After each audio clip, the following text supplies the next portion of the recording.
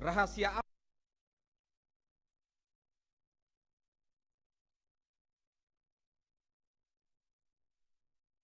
Suci yang barusan kita dengarkan tadi untuk menemukan rahasia di balik moto imam baru, Tuhan Engkau tahu. Teks Injil yang dibacakan tadi hanyalah sebagian dari keseluruhan teks yang berbicara tentang Yesus yang menampakkan diri di pantai Danau Tiberias. Semalaman Petrus dan murid yang lain berusaha keras menangkap ikan, tetapi mereka tidak menangkap seekor pun.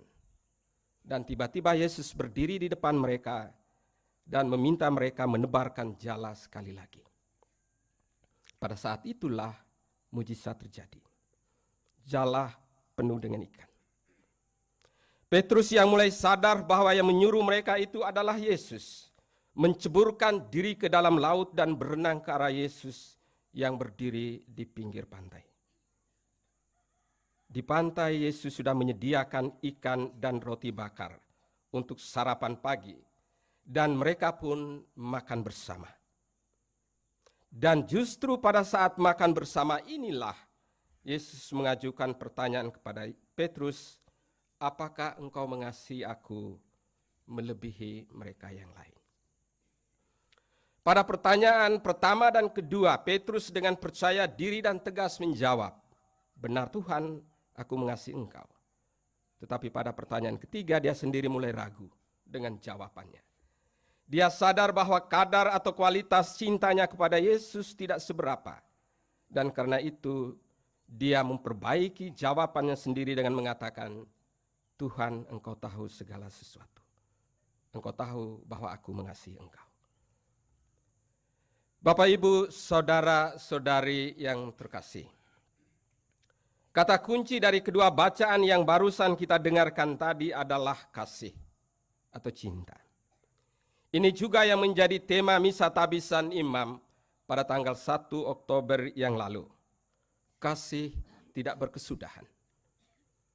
Bapak Uskup Pentabis Monsinyur Sensi mengajak para imam baru untuk menjadikan diri dan imamat mereka sebagai tanda kehadiran Allah tanda kehadiran kasih Allah yang tidak berkesudahan itu di mana saja mereka bertugas atau bermisi.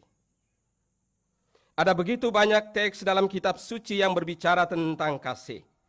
Dua di antaranya yang kita dengar dalam bacaan pertama dan Injil tadi. Saya coba menafsirkan makna kata kasih yang dibicarakan dalam bacaan Injil tadi. Seperti dikatakan oleh Pater Selo, ada 3 tingkatan atau kualitas cinta. Yang pertama dan paling rendah adalah eros. Cinta dikaitkan dengan ketertarikan seksual antara laki-laki dan perempuan. Tingkat kedua yang lebih tinggi kualitasnya adalah filia. Terkait dengan perasaan tulus yang muncul karena ikatan persahabatan, entah itu antara teman, antara orang tua dan anak, ataupun antara atasan dan bawahan.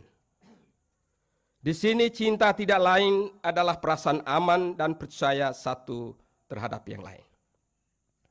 Dan tingkat ketiga adalah agape, di mana orang rela menyerahkan diri sepenuhnya kepada orang yang dicintai. Inilah model cinta yang paling tinggi. Dalam arti agape ini, mengasihi orang berarti kita selalu menghendaki, mengharapkan, mendoakan yang terbaik untuk orang lain. Dan juga kita berkorban atau melakukan apa saja demi kebahagiaan orang yang kita kasihi. Hal ini ditunjukkan oleh Yesus sendiri selama hidupnya. Karena segala perkataan dan tindakan yang dibuat di dunia ini, semata-mata demi kebahagiaan kita manusia. Puncaknya adalah ketika dia merelakan dirinya tergantung di salib di antara langit dan bumi demi menebus dosa manusia. Tentu saja yang dibicarakan dalam teks Injil tadi adalah cinta dalam arti filia dan agape. Ketika mengajukan pertanyaan kepada Petrus, yang ada dalam benak Yesus adalah cinta dalam arti agape. Sehingga pertanyaan Yesus, apakah engkau mengasihi aku? Itu sama dengan pertanyaan, apakah engkau rela menyerahkan nyawa bagiku? Dan dalam jawabannya, Petrus justru menggunakan kata cinta dalam arti filia. Jawaban Petrus, aku mengasihi engkau, itu sama dengan Petrus mau mengatakan, saya merasa nyaman, saya percaya, dan saya menghormati engkau. Cinta Petrus kepada Yesus adalah filia, sementara Yesus mengharapkan cinta dalam arti agape. Ketika mengetahui bahwa cinta Petrus masih pada taraf atau tingkat kedua, Yesus tidak marah ataupun jengkel terhadap Petrus. Justru sebaliknya, dia tetap mempercayakan tugas yang mulia kepada Petrus, gembalakanlah domba-dombaku. Yesus sadar bahwa Petrus adalah seorang manusia yang masih berada dalam proses menjadi sempurna. Dan Petrus sendiri pun sadar bahwa cintanya kepada Yesus tidak sebanding dengan cinta Yesus kepada dirinya. Dan karena itu dia berkata kepada Yesus, Tuhan engkau tahu. Tuhan tahu segala sesuatu tentang diri Petrus. Dia juga tahu tentang nasib Petrus. Dan karena itu pada bagian akhir dari teks tadi, Yesus membuat sebuah pernyataan ramalan yang memberikan gambaran tentang bagaimana Petrus akan mati. Dia akan mati di kayu salib dan disalibkan dengan kepala ke bawah.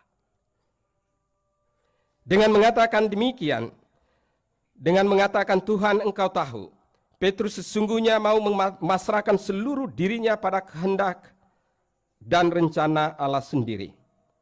Dia sadar bahwa dia masih jauh dari sempurna untuk mengasihi Yesus, sehingga ia menyerahkan diri sepenuhnya kepada Allah. Mengapa Petrus menyerahkan diri atau bergantung sepenuhnya pada Allah? Jawabannya kita temukan dalam bacaan pertama tadi, yaitu karena Allah adalah kasih.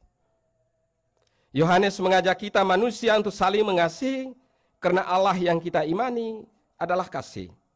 Dan kasih Allah yang dialami tidak berkesudahan. Bapak, Ibu, saudara-saudari umat beriman yang terkasih. Sekarang izinkanlah saya menafsirkan moto dan bacaan-bacaan yang barusan kita dengarkan tadi dalam terang hidup seorang pelayan, seorang imam, biarawan, dan misionaris yang akan diemban oleh Pater Selo Lamatapo. Ini tugas saya sebagai pengkhotbah untuk memberikan 1-2 masukan atau nasihat kepada imam baru. Pertama, panggilan para murid Yesus agak unik. Inisiatif itu datang dari Allah sendiri.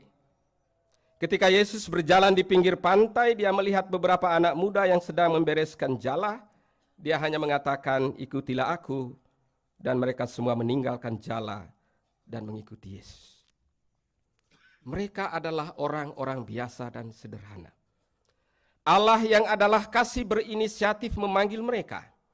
Dan kasih Allah itulah yang mengalahkan dan mengatasi segala kelemahan mereka. Kasih Allah itulah yang memberanikan para murid untuk pergi ke seluruh dunia, mewartakan kabar gembira Yesus Kristus sampai harus mengorbankan diri mereka sendiri. Pater Selo mengalami hal yang sama. Tidak seorang pun yang membayangkan bahwa akan muncul seorang imam Tuhan dari tengah-tengah keluarga petani sederhana dari kampung kecil Ohe Kolontobo ini. Tetapi disinilah letak rahasia kasih Allah. Adalah kasih Allah yang disalurkan lewat kasih orang tua, Bapak Felix Bali Lamatapo dan Mama Maria Kewa, Saudari Rin dan Ona, yang menanamkan benih panggilan kepada seorang anak kecil, kurus, dan sakit-sakitan atas nama Selus Sogelamatapo. Adalah kasih Allah yang memanggil seorang laki-laki sematawayang, anak tunggal, anak kesayangan Mama Maria Kewa. Anak bungsu, anak tunggal laki-laki lagi.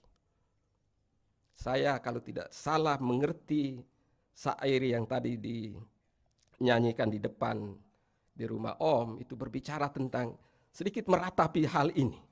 Engkau anak tunggal, anak sematawayang, lalu engkau panggil kerja di kebun anggur Tuhan. Padahal dia itu penerus suku Lamatapo. Padahal dia itu pewaris warisan keluarga. Tetapi inilah rahasia kasih Allah. Adalah kasih Allah yang memampukan si Selo kecil untuk beralih dari kampung kecil Ohe Kolontobo ini ke Seminari Hokeng, ke Novisiat Kubu, ke Ledalero, ke Ende, dan kembali ke Ledalero dengan begitu mulus dan lancar. Adalah kasih Allah yang memurnikan motivasi si Selo sampai selama masa formasi, sehingga dia dengan gagah berani di hadapan Allah membaharui kaul-kaul kebiaraan untuk pertama kali pada tanggal 15 Agustus 2014. Kaul kekal 15 Agustus 2020, tabisan diakon 5 Juni 2022, dan akhirnya tabisan imam 1 Oktober yang lalu. Rahasia kasih Allah tidak disadari oleh orang-orang yang terpanggil, termasuk Pater Selo sendiri. Dan karena itu dalam kerendahan hati dia mengandalkan campur tangan Allah yang memanggilnya. Dia memasrahkan diri secara total kepada Allah dengan mengatakan, Tuhan, Engkau tahu. Engkau tahu saya, Engkau tahu keluarga saya, Engkau tahu segala kekuatan dan kelemahan saya, Engkau tahu kerapuhan dan ketidaklayakan saya. Dengan ini Pater Selo mau memasrahkan diri secara total pada kasih dan penyelenggaraan Allah yang telah berinisiatif memanggil, memurnikan, memampukan, dan mengutusnya. Kedua, Tuhan tidak menjadikan Petrus orang kudus, orang sempurna, man of God dalam waktu singkat. Tuhan justru membiarkan Petrus berkembang secara normal. Pengetahuan dan cinta Petrus terhadap Yesus berkembang dalam proses panjang hidup. Dia adalah seorang penjala ikan, dia adalah seorang penyangkal Yesus selama 3 kali, dia juga seorang penakut. Tetapi perlahan-lahan dia berkembang dan akhirnya menjadi seorang martir, seorang pemberani yang rela mengorbankan dirinya sendiri untuk Allah yang dia imani dan wartakan. Dia berhasil mewujudkan cinta dalam arti agape. Petrus dan semua murid Yesus berkembang dalam pengetahuan dan cinta akan Allah karena mereka membuka diri untuk belajar. Mereka belajar dari Yesus, mereka belajar dari umat yang dilayani, dan mereka belajar dari realitas kehidupan sehari-hari. Seorang imam tidak ditabiskan sesudah dia menjadi sempurna dalam segala hal. Tetapi justru sebaliknya. Dalam kekuatan dan kelemahan yang mereka miliki, mereka ditabiskan. Dan karena itu, sama seperti Petrus dan murid-murid lain, mereka pun dituntut untuk terus menimba kekayaan rohani dari Allah dan dunia di sekitarnya. Pater Selo memiliki modal ini, yaitu jiwa seni. Orang yang berjiwa seni itu pada umumnya lebih mampu membaca tanda-tanda zaman atau realitas di sekitarnya.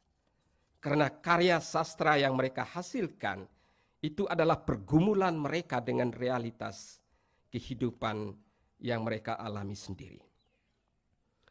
Saya kutip kata-kata Ignaz Kleden, seorang sosiolog hebat Indonesia yang menulis pada halaman belakang buku Penggali Kubur ini.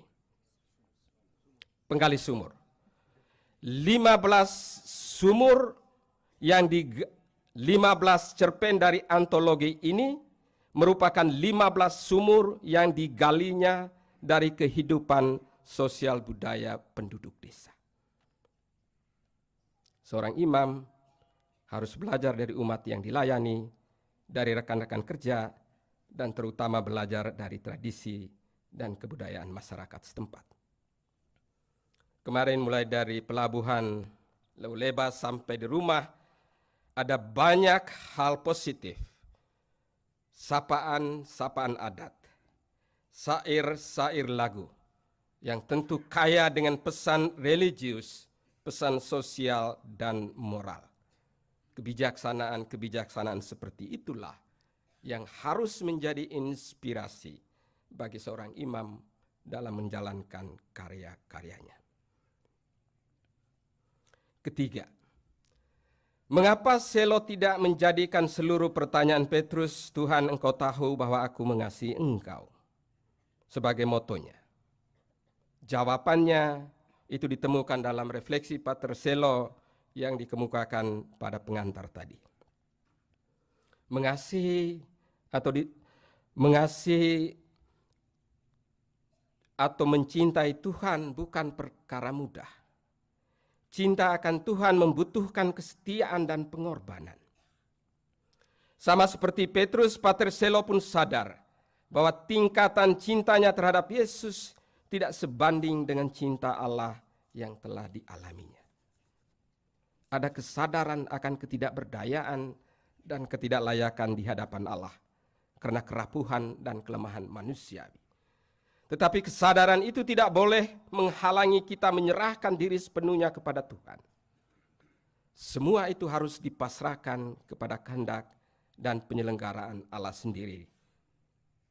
Sikap yang harus kita miliki adalah membuka diri seperti sumur yang terbuka menghadap langit.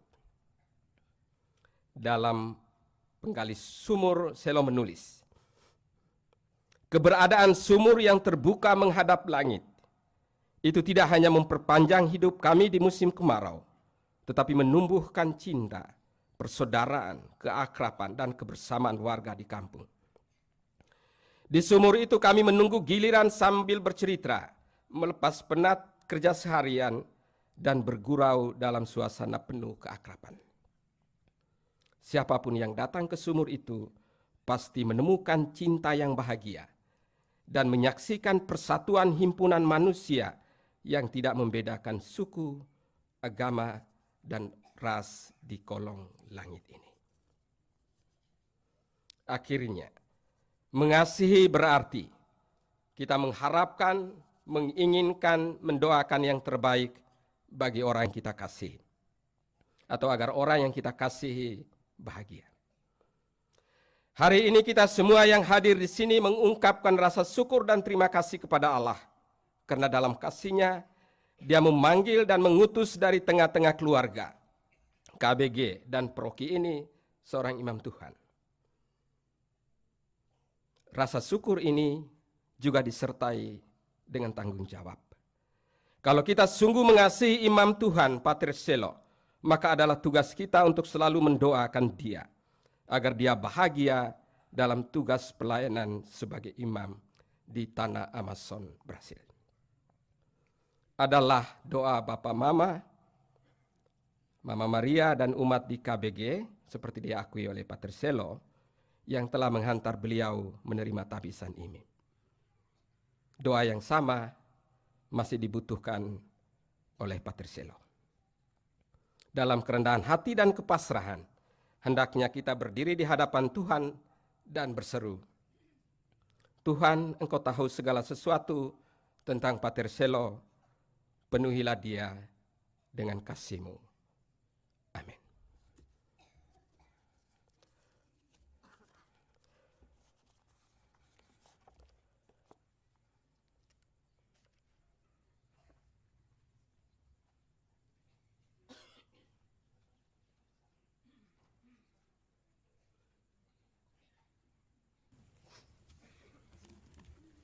Sebelum melanjutkan perayaan Ekaristi ini, saya secara pribadi mewakili juga keluarga menyampaikan terima kasih kepada Pater Yosef selaku Pater Pengkhotbah pada hari ini untuk refleksi, renungan, dan juga wejangan untuk Imam Muda Selola Matapo.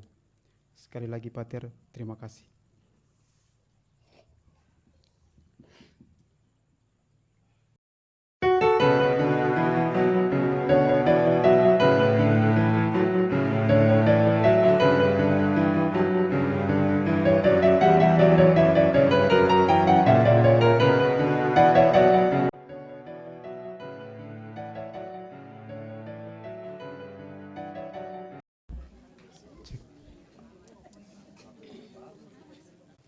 Yang saya kasihi, Pater Pengkhotbah, Pater Ustur Keladu yang saya hormati, para Pater konselebran yang berkesempatan hadir, para suster bruder, kesempatan hadir yang saya kasihi, tokoh-tokoh agama, secara khusus imam masjid bersama umat muslim Ohe Kulon Tobo yang saya kasihi,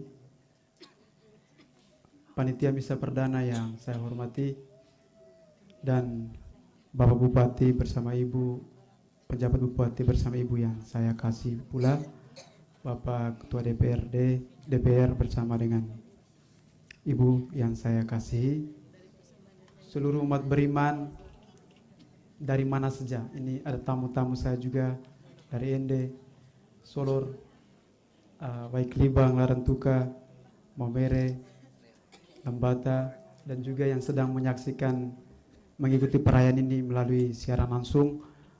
Salam bertemu. Terima kasih sudah datang untuk hadir bersama dengan saya, mendoakan saya di rumah saya di Desa Ohe ini. Terima kasih untuk kehadiran kamu. Di bagian awal saya perkenalkan sedikit, tahu sedikit-sedikit walaupun nama panggilan atau apa, tahu tugas mereka dalam perjalanan, kita bisa sapa-sapa. Yang pertama Pastor Paroki kita suka nama GB Baluk bersama dengan Pastor rekan Romotino, lalu berdiri karena ada tamu undangan kita yang lain. Ini Romo, lalu Romotino. Dari ujung sini ada Pater Yolem berdiri. Ini bertugas di Angola, Pater, di Afrika Angola. Ya, pulang berlibur dari Kedang, Pater. Ya, dari Kedang. Terima kasih sudah hadir. Berikut teman kelas saya, Pater Romo Yovan Koten, kami sama-sama seminari Hokeng, lalu sama-sama di program IPA dan habiskan tahun lalu ya, tahun lalu mereka duluan projo, tugas di Mingar. Berikut kakak senior saya, Pater Pierre Makin, misionaris Angola, Kolombia, pulang berlibur dari Toko Jaeng. Yang berikut kita punya orang Tuan Tanah Romo Niko, bertugas di Hokeng. Lalu yang berikut Pastor Pengkhotbah, berdiri lagi Pater, Pater Yosef Keladu Koten. Saya perkenalkan sedikit, agak panjang beliau. Ini wakil rektor kami di Seminari Tinggi Santo Paulus Lendero, dosen pengajar di dulunya STFK Lendero, tapi sekarang sudah ganti IFTK Lendero, Institusi Filsafat Teknologi Kreatif Lendero. Nanti ada beberapa jurusan di sana, filsafat, ada teologi, ada desain komunikasi visual, kewirausahaan dan pendidikan keagamaan Katolik. Awam atau siapapun bisa melamar ke sana untuk menjalankan pendidikan di perguruan tinggi di Lendero Momere. Saya dari hati terdalam Pater, terima kasih Pater sudah berkenan hadir di sini di kampung halaman terpencil. Dari pelabuhan kemarin matahari di ubun-ubun Pater. Kami di sini banyak matahari. Dengan jalan Pater alami sendiri. Pater sudah bersedia. Saya cari imam waktu itu tidak ada. Saya bilang satu orang yang kenal baik saya itu, saya tunggu waktunya saya akan masuk kamar dan saya harus minta. Dan Pater tidak tolak. Saya masuk kamar, saya bilang saya minta khotbah, saya punya misa perdana di kampung. Kenapa harus saya? Pokoknya jalan saja ke Lambata. Dan kami sama-sama bercerita banyak hal. Pater, kami sama-sama di unit Rafael di Lendero. Sekali lagi mewakili keluarga panitia saya sampaikan terima kasih Pater. Yang berikut teman imam baru, silakan berdiri, Pater Yosef Koting dari Lato Larantuka. Dia akan bertugas ke Timor Leste, negara tetangga, dulu Indonesia. Tunu, silakan berdiri Pater. Saya kelas 3 Seminari Hokeng.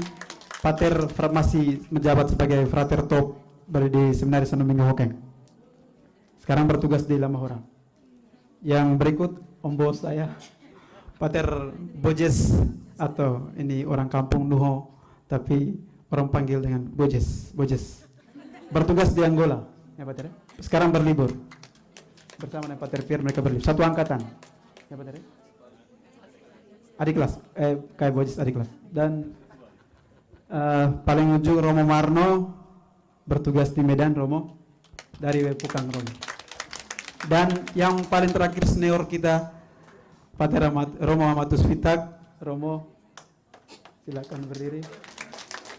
Ini senior, bertugas di Witihama, Adunarang. Kita suka kenal mereka semua. Membaru kami ber-18 orang, kami ditabiskan di 2 tempat. Di Atembua Nenuk ada 7 orang, lalu di Lelero ada 11 orang termasuk saya. Saya akan ditugaskan ke Brazil Amazon. Sebut nama Brazil enak, tapi tugasnya juga enak-enak. Karena itu doa-doa tadi yang Pater Pengkhotbah sampaikan dan juga Pater Romo Pastor Proki sampaikan, terus didoakan supaya saya kuat di sana. Saya refleksikan sedikit perjalanan panggilan saya bagikan sedikit. Tuhan, Engkau tahu. Saya pilih moto ini dari penggalimat jawaban Petrus terhadap pertanyaan Yesus, Simon anak Yohanes, apakah engkau mengasihi aku? Dan dia menjawab 3 kali. Dan saya pilih jawaban paling terakhir, ungkapan kerendahan hati dia punya di hadapan Tuhan. Pater Pengkhotbah sudah khotbah mendalami teks ini secara reflektif tadi dan kita sudah dalami semua. Saya pakai jawaban itu untuk menunjukkan bahwa saya juga mencintainya dengan kerapun saya, kekuatan dan kelayakan saya, ketidaklayakan saya. Saya persembahkan semua untuk mengikuti dia, cara hidup dia menjadi seorang misionaris Serikat Sabda Allah SVD. Tahun 1999 sampai 2004 itu saya jalani masa pendidikan saya di sekolah dasar, dan masa-masa itu saya dipercayakan untuk bertugas di gereja, membaca sebagai lektor, memimpin ibadat bersama 2 sahabat saya, Sir John Langodai dan juga komentator teman kelas saya Eti Making. Itu kami selalu dipercayakan menjadi ajuda, berebutan menjadi ajuda dan teman-teman lain menjadi komentator. Dan waktu itu pastor parokinya Pastor Domi Luro dan pastor rekannya adalah Romo Gebi Baluk. Ini inspirator pertama saya mau menjadi imam. Saya tidak tahu tapi ini kebetulan atau tidak, ketika saya masuk SD dan Romo pergi, sekarang saya ditabiskan Romo kembali lagi. Saya tidak tahu ini kebetulan atau apa, tapi saya pikir ini cara kerja Tuhan. Romo menginspirasi saya dan teman-teman dalam banyak hal. Sesudah jadi ajuda atau misdinar, beliau selalu mengajak kami untuk makan sama-sama dengan suaranya yang seperti itu, keras tapi main gila. Di jalan dia ketemu kami dengan gayanya yang khas, teriak anak-anak, orang tua, dan begitu akrab dengan umat tanpa membeda-bedakan siapapun mereka. Saya terinspirasi menjadi imam dari Romo Gebi Baluk. Saya tanamkan niat itu dan melamar tanpa tahu ada perbedaan Pater SVD, Romo ini ada banyak biara. Saya masuk baru menemukan panggilan saya di Seminari Santo Domingo Hokeng. Tapi benih tumbuh dari kampung saya melalui Pastor Paroki yang saat ini sudah menjabat sebagai Pastor Paroki Romo Gebi Baluk. Terima kasih Romo.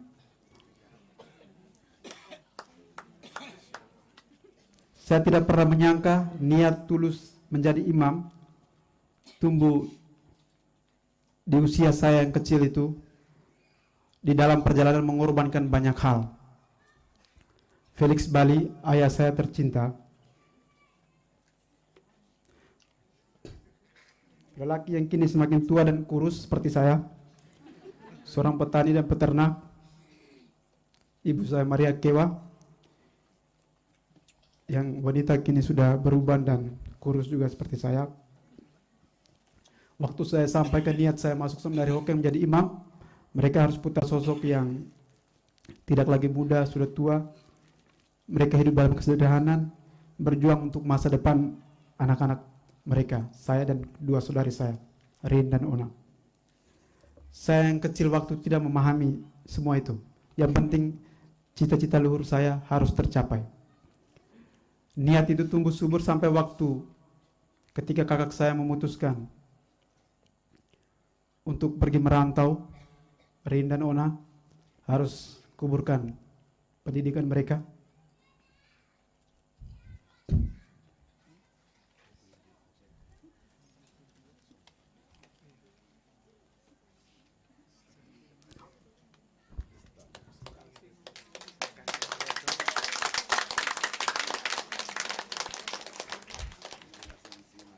Memilih merantau untuk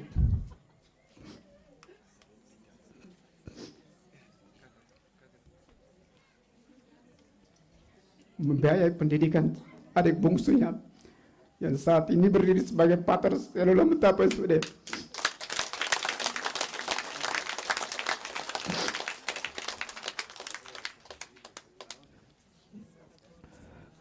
Tidak ada cinta yang lebih besar dari cinta kedua saudari saya dan kedua orang tua saya. Tuhan tahu segala satu tentang mereka dan tahu segala tentang kami. Karena itu, untuk cinta yang besar dan pengorbanan yang tulus itu, doa dan segala bentuk dukungan, cara-cara sederhana mendidik saya, menjaga saya, membalas, saya tidak bisa balas semua itu. Saya anak bungsu, tidak layak di hadapan kamu, saya hanya punya terima kasih dan saya akan ingat kamu dalam doa-doa saya, dimanapun saya berada. Terima kasih mungkin tidak layak, tapi Tuhan tahu dan akan membalas semua itu.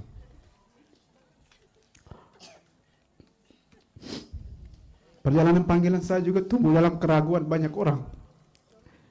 Di tahun-tahun yang lewat, banyak orang meragukan panggilan saya. Saya anak laki-laki tunggal, Lama Tapo lagi. Lama Tapo dikenal sebagai suku dengan istri yang paling banyak.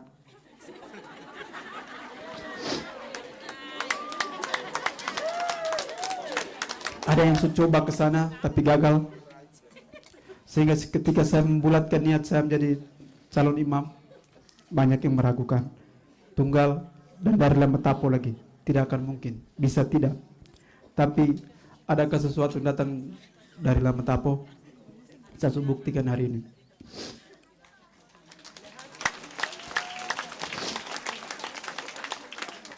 Di lain kesempatan mereka ragukan saya karena saya semakin hari semakin kurus dan kecil. Tampang begini-begini, teman-teman saya gemuk. Saya semakin kecil dari hari ke hari. Apakah bisa pergi bermisi ke Amazon? Itu keraguan. Waktu top di Flores Post, saya tinggal di daerah Santo Yosef, Ende. Itu banyak yang meragukan saya karena terbilang kerja di Flores Post cukup berat. Saya lebih banyak karena saya tahu tubuh saya tidak sehat. Tapi banyak penilaian dan menganggap saya tidak layak ditabir dalam keraguan. Banyak yang menilai kami tidak, saya bersama teman saya, tapi lebih fokus ke saya tidak layak ditabiskan menjadi imam. Saya angkat kepala dan saya selalu bilang ke diri saya sendiri, Tuhan lebih kenal saya daripada orang lain. Tuhan tahu segala satu tentang saya.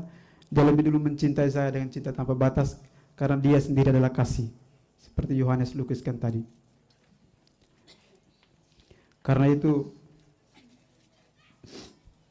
saya pilih moto ini untuk mengatakan bahwa Tuhan lebih dulu mengasihi saya dan dalam kerapuan saya siap untuk menjadi lebih baik, siap melayani Dia, menjadi pewarta sabda dimanapun saya diutus. Saya berdiri dengan tegak kepala mengatakan hal ini karena saya tahu banyak orang mendukung saya dengan caranya masing-masing. Ada yang memanjatkan doa kepada Tuhan, ada yang dalam bentuk finansial. Saya tidak bisa sebut satu persatu. Keluarga besar saya dari suku Tidemaking, suku Lamatapo, guru-guru saya dari SD sampai dengan perguruan tinggi, teman-teman perjuangan, rekan-rekan kerja di Flores Post, paroki-paroki yang sesinggah di Elar, di Lengkoajang, paroki Roh Kudus Datu Keli, umat-umat dari manapun yang mengenal saya dari Tabang, di Larantuka, Waik Libang, dan banyak tempat lain. Saya tidak sebut satu persatu, saya minta maaf. Mereka mendukung saya dengan cara mereka sampai saya berdiri. Di samping itu, saya perlu menyebutkan satu nama yang saya ingat baik. Saya pikir saya layak menyebutkannya sebagai doa bagi saya, yaitu Kakak Hermina Waha, Kakak Mina, yang selalu berlutut mendoakan saya setiap saat, dan juga Mama Marta Mengasi yang telah berpulang selalu mendoakan saya, dengan ibu saya dan juga dengan umat basi saya. Mereka dengan cara mereka mendukung dan mendoakan saya. Dengan doa-doa itu saya kuat, karena saya percaya kekuatan terbesar manusia adalah doa. Tidak ada lain itu selain doa. Dan hari ini dalam nada sukacita, syukur atas rahmat Tabisan Imamat dan misa perdana, saya melambungkan terima kasih untuk kerja keras panitia, pengorbanan, ketulusan, niat baik dari panitia bersama dengan pastor paroki, pastor rekan, semua orang yang telah terlibat melalui seksi-seksi musik, kor, sound system, dan yang lain-lain tanpa saya sebut satu persatu. Terima kasih karena telah dengan caramu masing-masing menyukseskan acara perayaan syukur Tabisan dan misa perdana pada sore sampai malam hari ini. Terima kasih, saya tidak bisa balas, Tuhan tahu dan akan balas semuanya. Sukacita kita ini sukacita bersama, karena itu segala kekurangan, kamu tahu baik keluarga saya.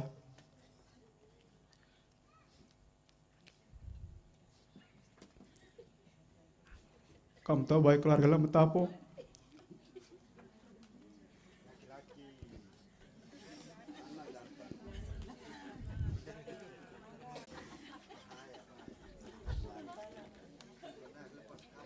Saya mewakili keluarga besar Lamatapo minta maaf untuk segala kekurangan,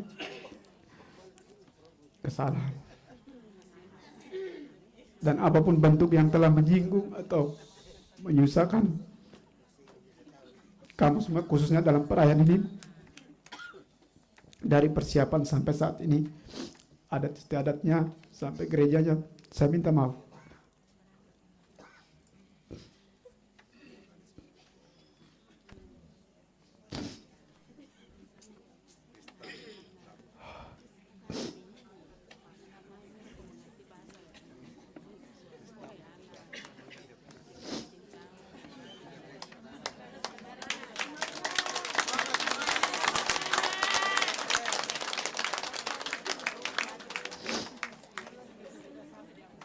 Untuk semua yang tidak beres dan menyinggung semua, saya meminta maaf sebesar-besarnya dan sangat mengharapkan supaya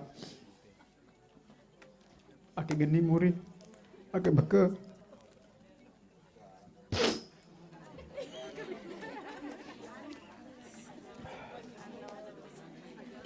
segala kekurangan dilengkapi oleh Tuhan sendiri dalam doa-doa kita bersama, dan saya selalu ingat dalam doa-doa saya. Akhirnya saya akan diutus ke tanah misi sebagai imam muda, masih sangat kecil, dan seperti Pak Yosef sampaikan tadi, sakit-sakitan, tampaknya sakit-sakitan tapi saya kuat.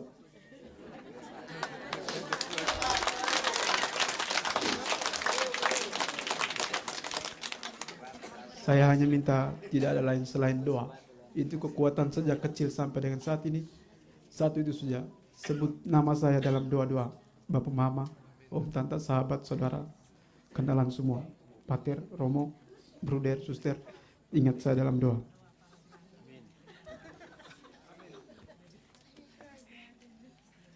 Akhirnya